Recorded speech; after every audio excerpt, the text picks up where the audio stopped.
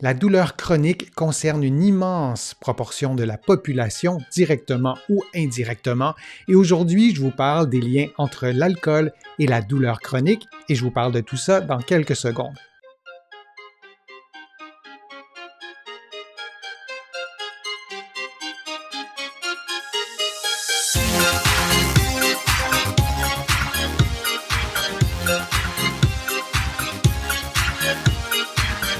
Je suis Denis Fortier. Si vous êtes nouveau ici sur ma chaîne YouTube, je vous conseille de vous abonner en cliquant sur le coin inférieur droit de l'écran. Vous pouvez vous abonner aussi gratuitement à mon infolettre en visitant mon site web, le www.denisfortier.ca. La douleur chronique touche environ 20% de la population directement. C'est énorme et on sait qu'il y a aussi des conséquences sur la famille, sur l'entourage, sur les personnes au travail aussi. Donc, je pense qu'il est important de parler de ce sujet et on parle pas si souvent des liens entre l'alcool et la douleur chronique et il y a une étude qui a été publiée tout récemment par des chercheurs de l'école de médecine de l'Université de New York. Alors, les chercheurs ont suivi 1500 vétérans, c'est quand même pas mal de participants et ils ont observé que les vétérans qui avaient réduit leur consommation d'alcool étaient moins touchés par la douleur chronique. Les chercheurs précisent qu'il n'y a pas nécessairement de lien de causalité, mais on voit une association.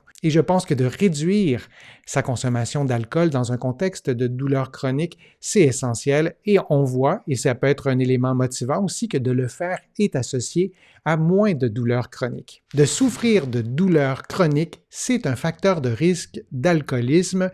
Il y a une grande proportion de personnes qui sont concernées par la douleur chronique qui utilisent l'alcool pour se soulager et il y a une certaine proportion de ces personnes qui vont développer des problèmes d'alcoolisme. Le mélange médicaments et alcool ne fait pas bon ménage dans bien des cas aussi. Et il y a plusieurs raisons qui expliquent le recours à l'alcool pour soulager la douleur, mais peut-être aussi soulager des maux qui sont davantage psychologiques. La dépression est beaucoup plus prévalente chez les personnes qui souffrent de douleurs chroniques. Je le vois souvent auprès de mes patients qui me disent « Est-ce que je suis en train de devenir fou, de devenir folle? J'ai l'impression de ne plus avoir ma tête. » C'est éprouvant de souffrir de douleurs chroniques, ça perturbe le sommeil. Souvent, les liens sociaux aussi sont perturbés. On se déplace ou on réduit nos activités sociales, souvent en raison de la douleur. Alors, la consommation d'alcool en présence de douleurs chroniques s'explique par plusieurs raisons, c'est multifactoriel et je pense que d'en parler, c'est important. Et je vous invite d'ailleurs à commenter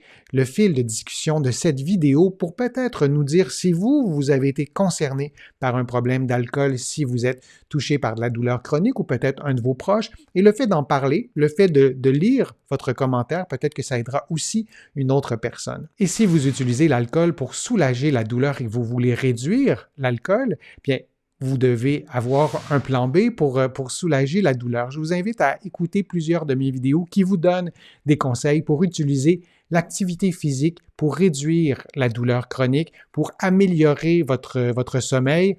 La douleur chronique est parfois aussi directement reliée à ce qui se passe dans le cerveau. Il y a des phénomènes de sensibilisation centrale, c'est-à-dire que le corps amplifie la douleur, que le corps surréagit à la douleur.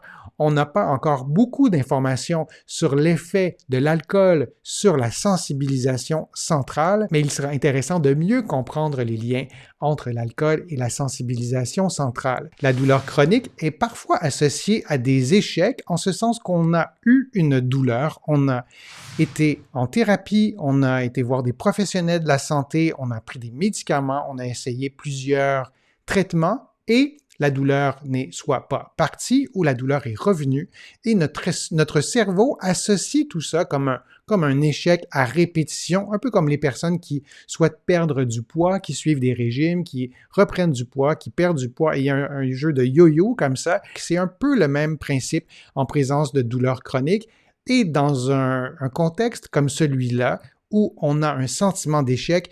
Parfois, l'alcool devient un refuge pour se consoler peut-être de ce sentiment d'échec. Il y a des façons de faire pour ne plus être confronté à ce sentiment d'échec, notamment en psychothérapie. Aussi, si vous consultez un professionnel de la réadaptation, parfois ça peut être intéressant aussi d'utiliser l'activité physique pour pouvoir sortir de cette spirale négative du sentiment d'échec associés aux tentatives de soulagement de la douleur qui ont échoué. Les muscles des personnes qui surconsomment de l'alcool sont parfois en moins bonne santé. Il y a parfois de l'atrophie associée à un problème de surconsommation d'alcool et en présence de douleurs chroniques, ça peut apporter un deuxième problème si on a déjà de la douleur et en plus nos muscles se déconditionnent et nos muscles sont en moins bonne santé. Alors on doit se souvenir que cette surconsommation d'alcool peut aussi avoir un effet direct sur les muscles. Et je vous invite à consulter un professionnel, votre médecin, un psychothérapeute. Les titres professionnels peuvent changer d'un pays à l'autre de la francophonie, mais ne restez pas avec une surconsommation d'alcool en présence de douleurs chroniques. J'espère que ma vidéo vous a plu, que les conseils étaient clairs, précis. Si c'est le cas, je vous invite à la partager sur vos réseaux sociaux, à cliquer j'aime, à la commenter. Vous savez, ça me donne plus de visibilité, ça m'aide à produire de nouveaux contenus.